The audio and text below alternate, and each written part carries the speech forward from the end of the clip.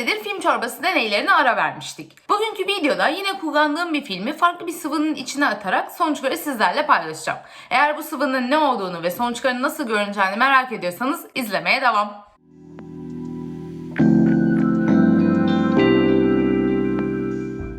Selam, ben Ra, kanalıma hoş geldiniz. Bugün yine bir unlock fotoğrafçılık videosuyla karşınızdayım. Ve bugünkü videoda yine farklı bir film çorbası deneyinden bahsedeceğim. Bu film çorbası deneyiyle ilgili fikri birkaç yorumdan aldım diyebilirim sanırım. Yabancı bir fotoğrafçı filmini Fanta'nın içine atmış. Birkaç takipçim benimle bunun videosunu paylaştılar.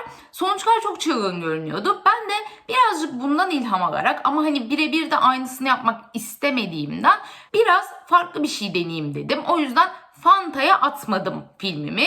Onun yerine markete gidip kendime başka bir şey seçtim. Bakalım ne seçmişim.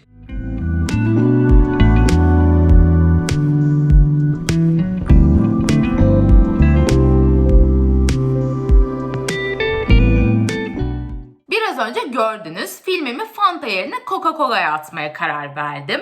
Bununla ilgili biraz araştırma yaptığımda başka fotoğrafçıların Coca-Cola'ya film çorbası yaptıklarında daha uzun süreler, 12 ya da 24 saat gibi süreler boyunca filmlerini beklettiğini okudum. Ama ben o kadar sabırlı bir insan değilim. O yüzden filmi hemen öğlen Coca-Cola'nın içine atıp sonrasında akşam yıkamak istedim.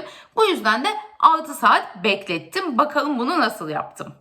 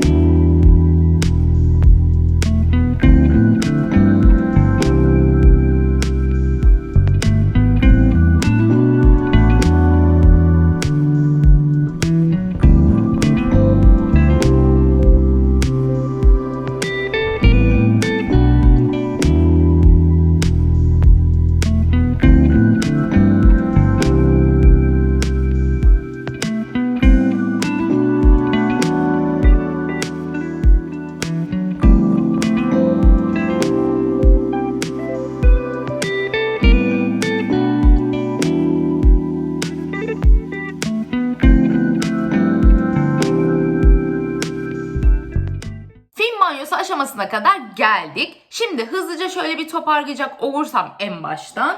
Öncelikle sanırım başta söylemedim. Bu filmi ben Lomo LCA ile çektim. Bununla çekmemin sebebi diğer film çorbası videolarında da söylüyorum. Direkt bas çek kompakt bir makine. Hiçbir şey düşünmek zorunda kalmıyorum. O yüzden de bu tarz deneyler için bu tarz makineleri tercih ediyorum. Sabırsız bir insan olduğum için filmimi Coca-Cola'nın içerisinde 6 saat beklettim. Filmi küçük bir kavanoza koydum. Üzerine Coca-Cola'yı döktüm ve bekledi. Ara ara gidip gelip hani şöyle bir çalkaladım. Çok etkisi oldu mu bilmiyorum. Bir de karanlık oda torbasında filmi yıkamadan önce tanka takarken filmi elimle açtığımda üzerine birazcık limon sıktım. Ama sanırım limonun çok bir etkisi olmadı. Çünkü limon filmin üzerinde çok beklemedi. Bir de aslında bu tarz deneylerde genelde filmi kurutmak gerekiyor. Yani önce yapıp filmi kurutup kullanmak en ideali. Ben yine sabırsızlığımdan dolayı önce kullanıp sonra deney yapıp hemen yıkıyorum. O arada da film ıslak olduğu için bu sefer biraz elimi fazla uğraştırdı. Biraz hani karanlık oda torbası içerisinde fazla bir debelendim gibi oldu. Ama sonunda filmi tanka geçirip yıkayabildim. Şimdi gelelim sonuçlara.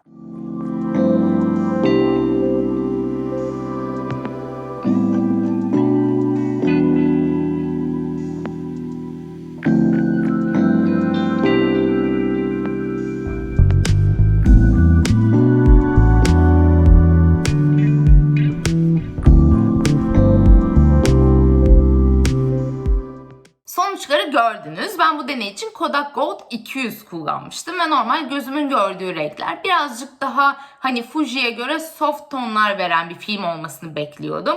Biraz daha mavimsi çıkan sonuçlar oldu. Benim en sevdiğim renk mor, biraz mora çalan sonuçlar oldu. Ama mesela daha önce filmi bulaşık makinesine attığım videoda denk gelmişsinizdir. Ya da yukarı linkleyeceğim. Eğer henüz izlemediyseniz ona dönüp bakabilirsiniz.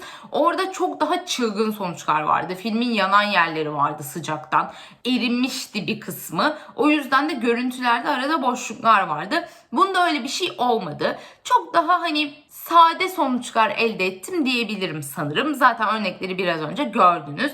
Arada akışkan bir şeyler var ama çok da benim hayal ettiğim kadar belirgin değiller. Bir de bazı yerlerde renk dokusu değişmiş. Örneğin gökyüzünün göründüğü birkaç fotoğrafta gökyüzünün hani tonları arasında böyle sanki bir benek, bir kısım farklı renk gibi görünüyor. Bunun sebebi Coca-Cola'nın üstten alttan biraz daha fazla işlemiş olması olabilir filmin içerisine. Ya da işte sıktığım limon buraya denk gelmiştir. Çok ondan emin olamıyorum. Ama bu sonuçlar benim hayal ettiğimden çok daha sade sonuçlar oldu. Bunun sebebi de 6 saat bekletmiş olmam. Kendime not, bundan sonraki deneylerde filmi çok daha uzun süre boyunca bu tarz bir sıvının içerisinde bekleteceğim. Umarım bugünkü videodan keyif almışsınızdır. Gelecek videolarda yine bu tarz çılgın film çorbası deneylerim de olacak. Onun dışında yeni denediğim bir şey, henüz tam sonuçları elde edemedim ama gece yıldız çekmeyi deniyorum. Onunla da ilgili bir tüyo paylaşacağım. O yüzden henüz yapmadıysanız kanalıma abone olup bildirimleri açmayı unutmayın. Her hafta Perşembe günü yeni videolarla karşınızda olmaya devam edeceğim. Umarım bir sonraki haftanın videosunda görüşürüz. Hoşça kalın.